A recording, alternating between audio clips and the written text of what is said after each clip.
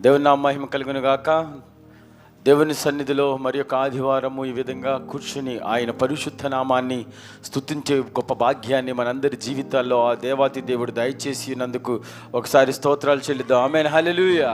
ఈరోజు దేవుని వాక్యం 119వ కీర్తన 58వ వచనం ద్వారా దేవుడు మనతో మాట్లాడుతూ ఉన్నాడు.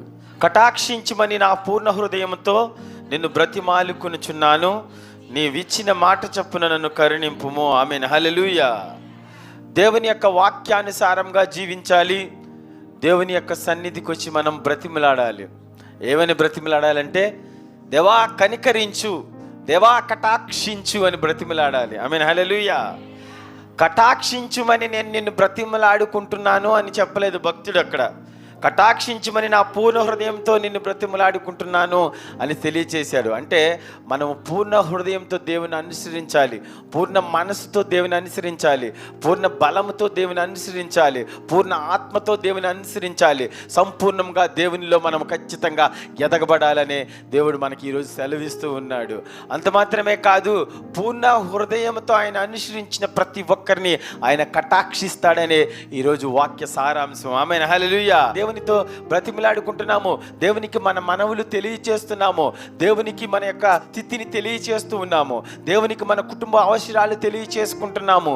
కానీ నీ హృదయం సంపూర్ణంగా దేవుని వైపు తిప్పబడినదా లేదా అనేదే దేవుడు మనతో మాట్లాడుతూ ఉన్నాడు. అందరూ అడుగుతారు, కానీ దేవుని తట్టు తిరిగి, దేవుని తట్టు నీ హృదయాన్ని ఉంచి, దేవుడు ఖచ్చితంగా నాకు కార్యం చేస్తాడు అని విశ్వసించి దేవుని తట్టు సంపూర్ణంగా నువ్వు తిరిగిన ఎడలా ఖచ్చితంగా సమాధానం పొందుకోకుండా ఉండదని దేవుడు నీతో మాట్లాడుతున్నాడు. ఆమేన్ చెప్పాలి గట్టిగా. ఆమేన్, హల్లెలూయా. సంపూర్ణ హృదయంతో దేవుని అనుసరించాలి, పరిపూర్ణ హృదయంతో దేవుని ఆరాధించాలి. దేవుని సన్నిధికి సంపూర్ణంగా నీ మనసుతో ఖచ్చితంగా ఆరాధించి ఆయన ఘనపరిచినట్లయితే ఖచ్చితంగా బ్రతిమిలాడుకుంటే నీకు సమాధానం పొందుకోకుండా ఉండవని ఈరోజు సెలవిస్తూ ఉన్నాడు. ఆమేన్, హల్లెలూయా. తర్వాత నీవిచ్చిన మాట చొప్పున నన్ను కరుణించుము. దేవుని యొక్క మాట ఆజ్ఞానుసారంగా మనం జీవించాలి. దేవుని యొక్క బైబిల్ ప్రకారం మనం జీవించాలి, దేవుని యొక్క వాక్యం ప్రకారం మనం జీవించాలి, సేవకులు చెప్పే వాక్యానుసారంగా మనం జీవించాలి.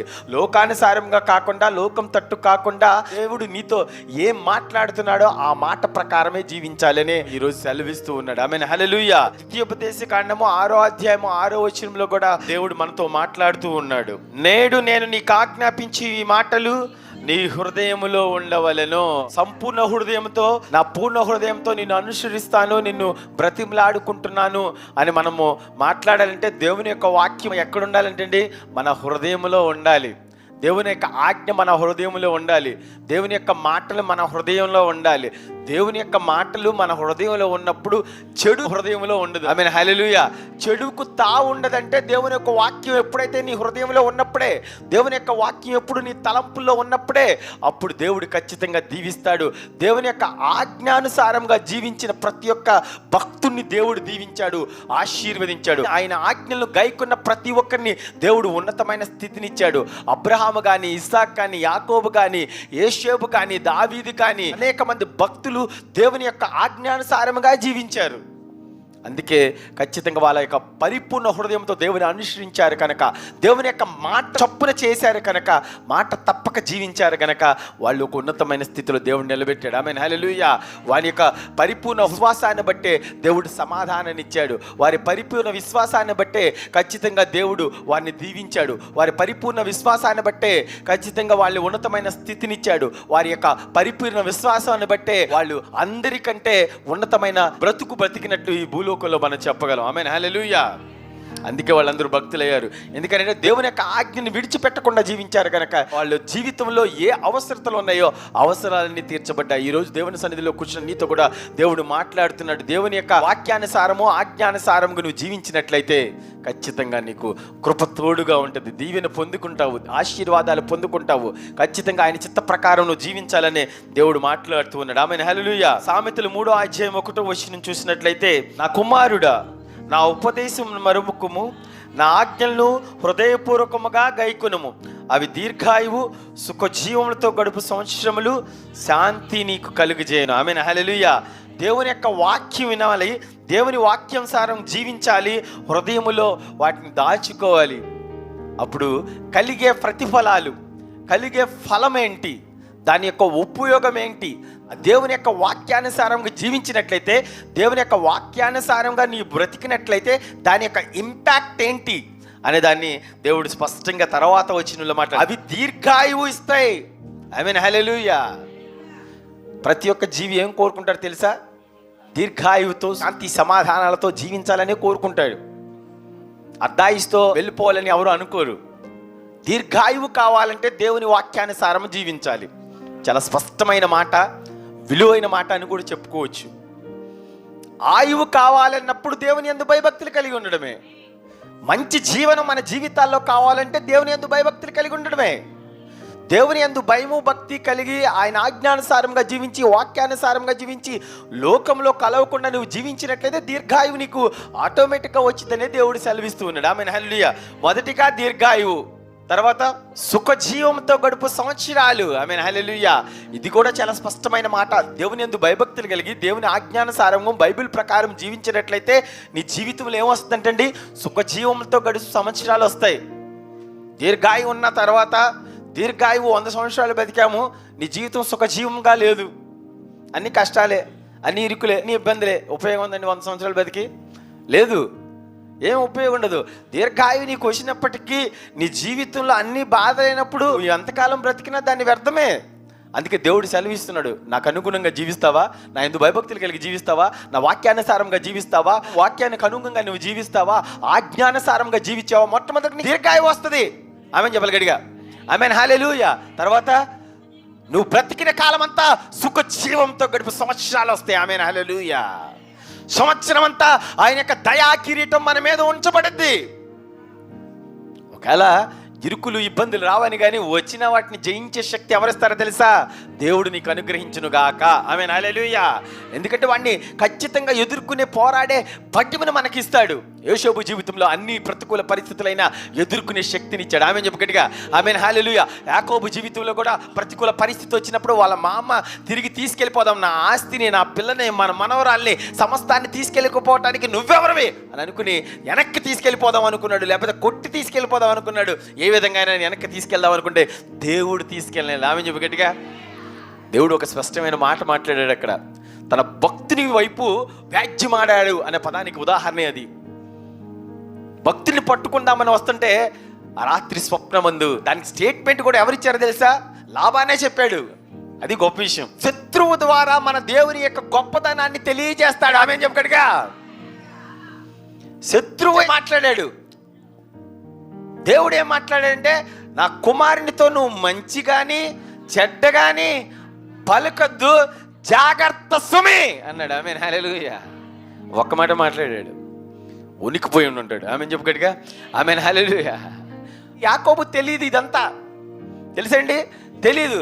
అందుకే వచ్చి ఏం చెప్తున్నాడు తెలుసా? తలదించుకుని, నీకు అపకారం, నీకు కష్టం కలిగించటం, చెడు చేయటం నాకైతే చేతనవును. మరి చెయ్యొచ్చుగా, ఏమండి? చేతనవును చెప్పాడు ఆ మాట. నీకు చెడు చేయటం నాకు సాధ్యమే, నీకు అపకారం చేయటం నా వల్ల అయితే, కానీ నీ దేవుడైన యెహోవా రాత్రి స్వప్నమందు నన్ను గద్దించాడు కనుక నేనేం చేయలేకపోతాను. In the name of Jesus. అది శక్తి. దేవుని యొక్క కృప ఆ విధంగా ఉంటుంది.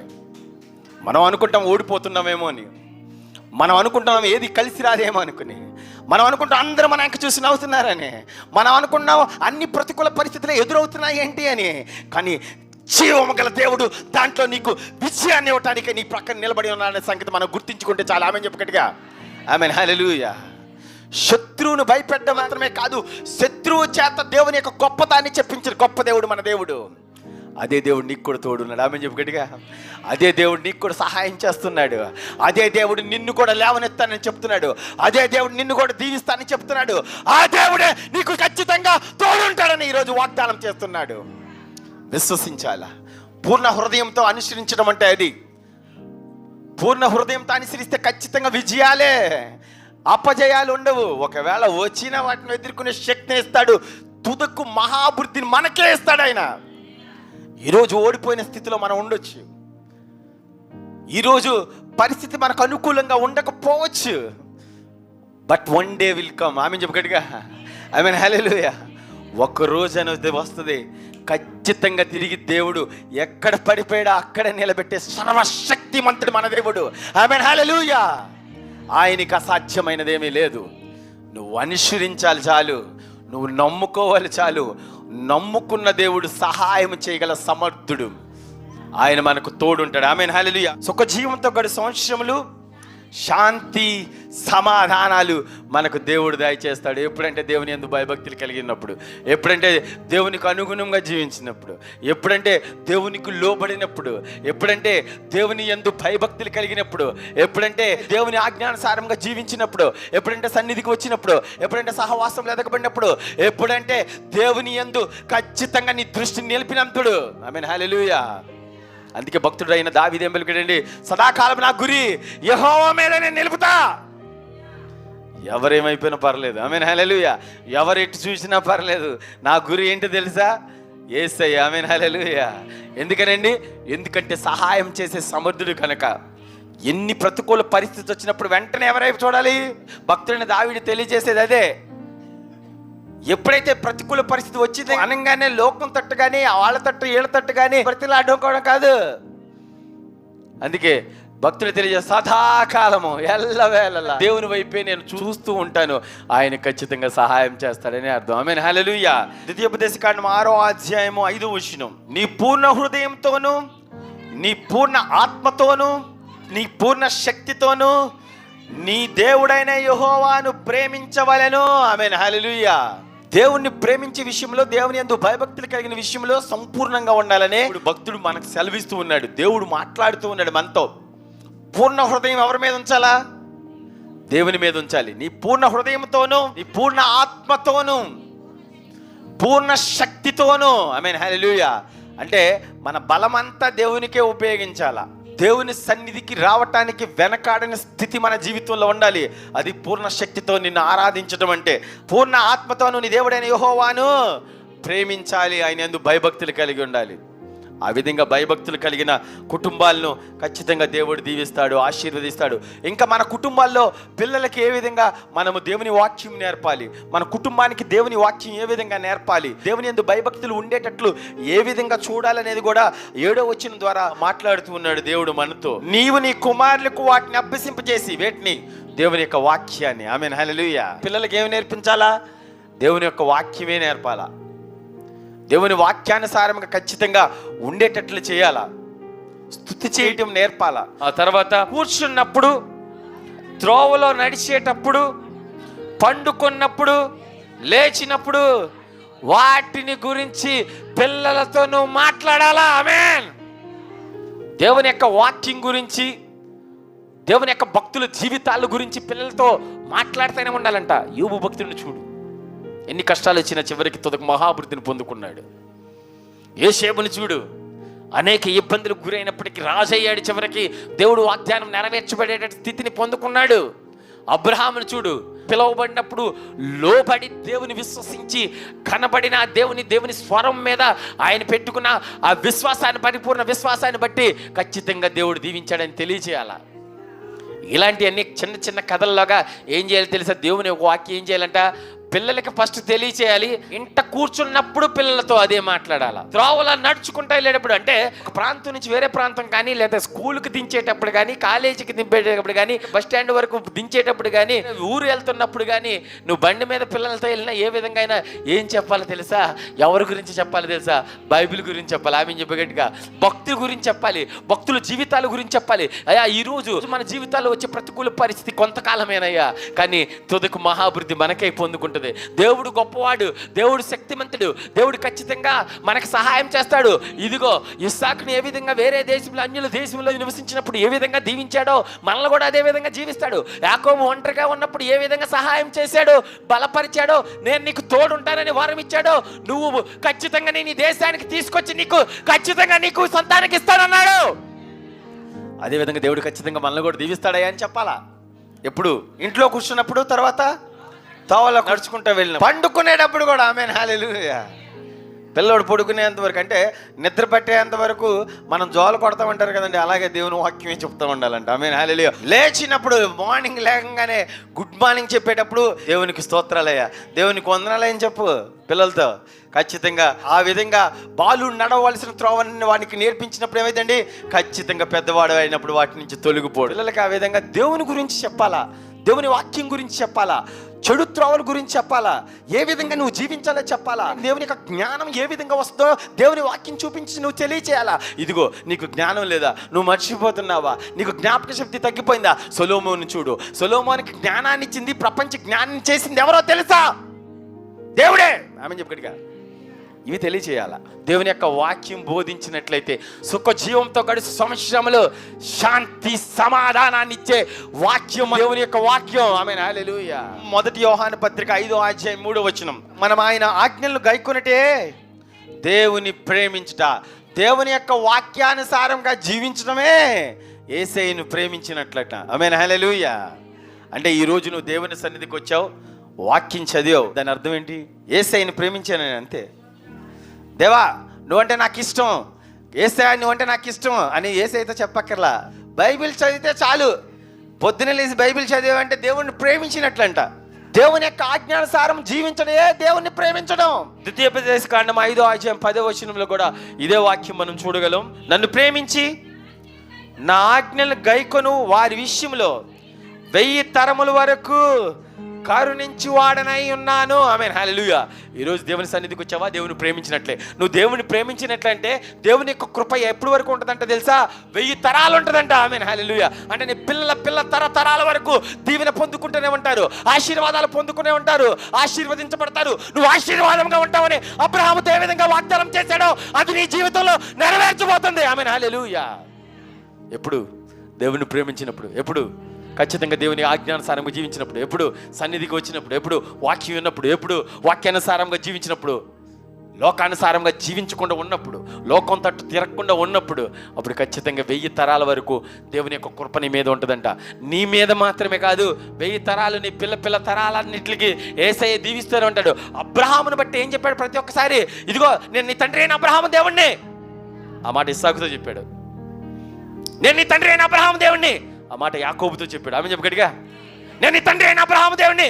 ఈ మాట యోసేపుతో కూడా చెప్పాడు. ఆమె చెప్పగడిగా, నేను నీ తండ్రి అయిన అబ్రహాము దేవుణ్ణి. దావీదుతో కూడా చెప్పాడు ఇదే మాట.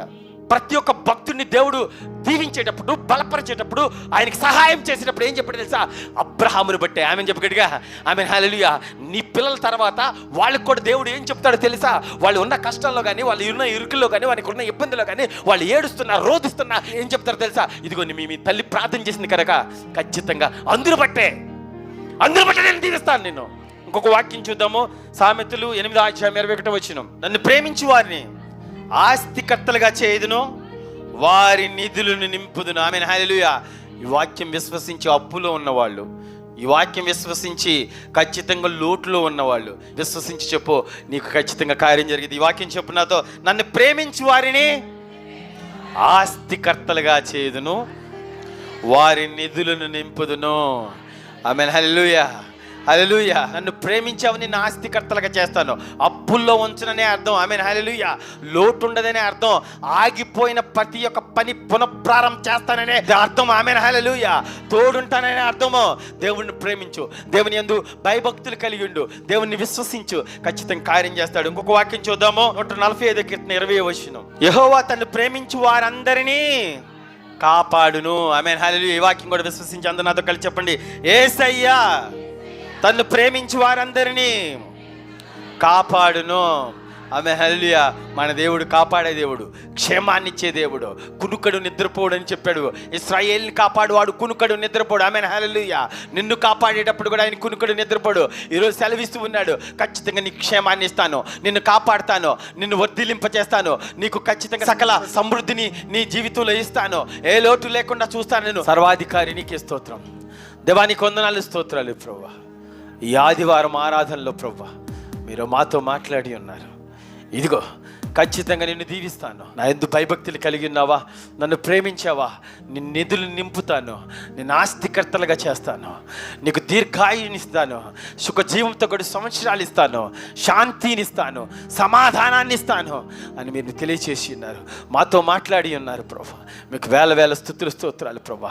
తృణీకరించబడిన వాడిని, ఎన్నిక లేని వాడిని ప్రభా, ఉన్నతమైన స్థితినిచ్చే గొప్ప దేవా, మీకు ఖచ్చితంగా మేము మొరపెట్టుకుంటున్నాం ప్రభా. యాకోబుని ఏ విధంగా బలపరిచారు ప్రభా, ఆ విధంగా మమ్మల్ని బలపరిచండి ప్రభా.